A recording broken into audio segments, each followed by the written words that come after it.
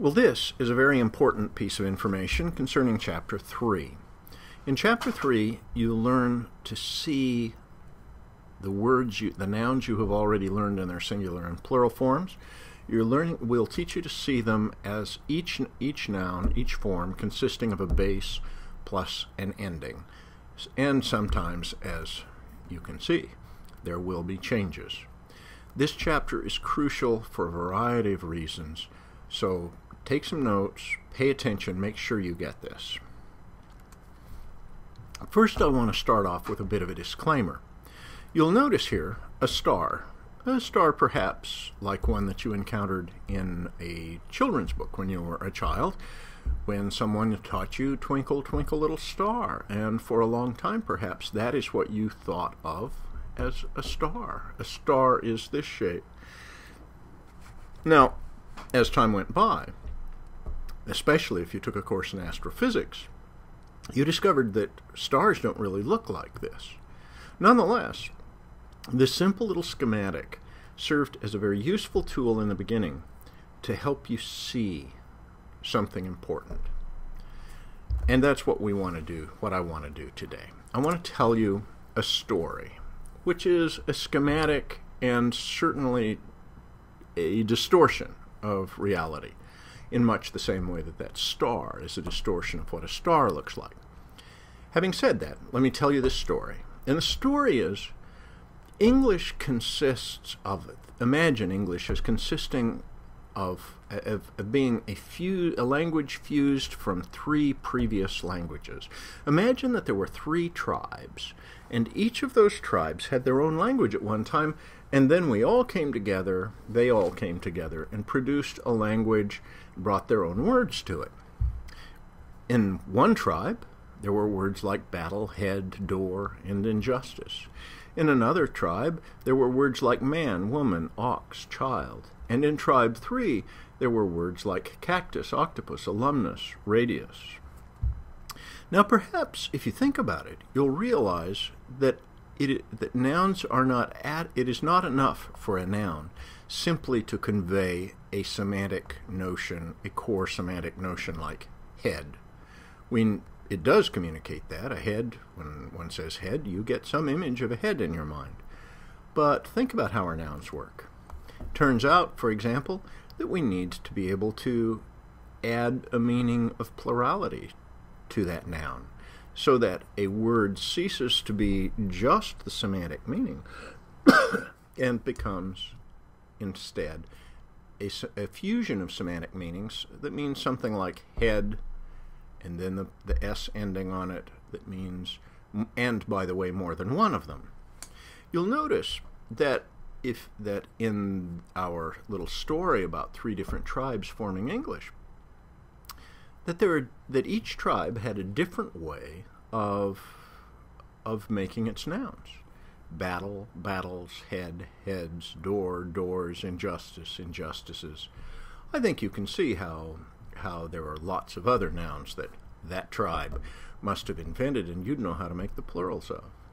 Tribe 2 had words like man, men, not man, mans, and woman, woman, not woman, womans, and ox, oxen, not oxes, and child, children, not childs.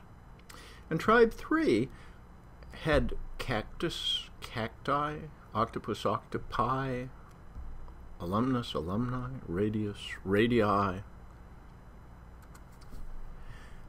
If we tried to understand the patterns involved here, we might do it in this way. We might say, if you think about it, what cactus and cacti show us is that there's a kind of ending that you can put on a word that says that thing that grows in the desert, and also just one of them. And it appears to be the case that the US ending says just one of them, whereas the I ending says, oh, and by the way, more than one. Bringing that same logic to bear, saying nouns indicate not only the core semantic notion, such as ox, which is this thing with 4 legs, right? Not just the core notion, but also either plural, oxen, or singular, just one ox, ox with nothing added. Consequently, we can say of tribe 1 that the way they made their singulars was to add nothing, that's that null marker, to add nothing to the word, and to make a plural, they added an S to it. In other words, core notion, base, battle, plus nothing, which means, and just one of them, core notion, base, battle, and S, which means more than one of them. Whereas in tribe 2, once again they used the nothing for us to indicate just one of them, but they used ENs to indicate plurals, oxen, children. Now we can look at these and see that there are some anomalies, such as that R in children. Why isn't it just children or children or something? Well, we'd have to explain that. Maybe there's a good explanation, maybe not.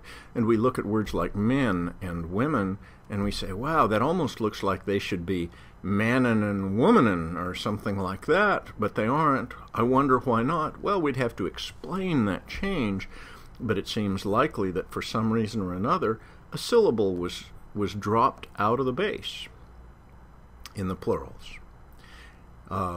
Okay, so that's how singulars and plurals work with tribe 1, tribe 2, tribe 3 in this schematic. In some languages, as you know, things get even a little more complicated because there is grammatical gender. In the case of brothers and sisters, there are siblings of both genders, and consequently, hermano masculine, hermanos masculine plural, but hermana, sister, feminine, and hermanas, feminine plural. The same pattern obtains for friend, amigo and amigos, but girlfriends, amiga, amigas, and cousins, primo, prima, primos, girl cousins, prima, primas. So that the A and the O change to indicate gender. And you notice that change involves even words that have no sex about them. There's nothing more male about tacos than about cervezas, beers, and yet taco happens to take the ending that male-type words take, masculine words take, and cerveza takes the endings that female, feminine words take. So, let's just keep that gender issue in mind. Now, let's turn to the words that you have already learned. You've learned the singulars and the plurals of what you are now learning to call the nominative case, which means they can be subjects. If you encounter one of the words you have already learned, the singulars or the plurals, in a sentence, it will be, let us say for point of simplification, the subject of the sentence. Now, so what I want to do right now is look at the endings here. And I'd encourage you to copy down this little chart because you may need it later on to follow along what's going to be said. But think about the words that you've already learned. You'll notice that this is divided into masculines, feminines, and neuters, both singular and plural, and it's divided into what we called in the first place Group 1, Group 2, and Group 3, and which now we're going to call, in the more appropriate grammatical terms, first declension, second declension, and third declension. You'll learn now, as you learn about bases, that every noun in Group 1, which is to say first declension, which is just another word, a grammatical word for group, every noun in that has a base that ends in alpha, and that the final ending of the base, ending in alpha, is what makes it first declension. Second declension nouns all have, by definition, a final sound, omicron, in their base. And the third declension is everything that isn't a first declension or a second declension, that is, every base that doesn't end in alpha or omicron. First declension words, you'll recall, are words like amaxa, and second declension are words like theos and anthropos, and third declension words are words like kulix and xyphos. Okay, now notice some interesting things. Every masculine singular form, no matter its declension, adds an S to indicate singularity. If you want to say just one nauptes, sailor, or anthropos, human, or basileus, king, they all end in they all have a sigma added to them. It's also the case that feminines normally take a sigma ending for the singular. The only exception to this is in the first declension, those whose bases end in alpha, where nothing is added, hence words like amaxa. The plurals, non-neuter plurals of third declension nouns, end in epsilon sigma. Kulikes, hi kulikes, and hoi basileies. All the masculine and feminines of the third declension end in epsilon sigma. All the first and second declensions of both genders in the plural end in iota. So, machai and nauftai, and machai and nauftai, and hodoi and theoi.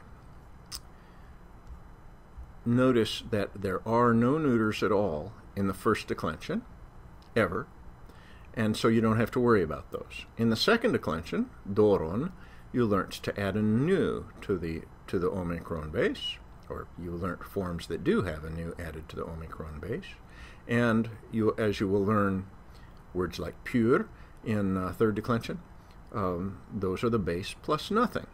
Nothing is added to third declension neuter singulars. All neuter plurals, and there are only neuter plurals in the second and third declensions, remember, none in the first. All neuter plurals that can be subjects, that is, that are nominatives, add the ending alpha.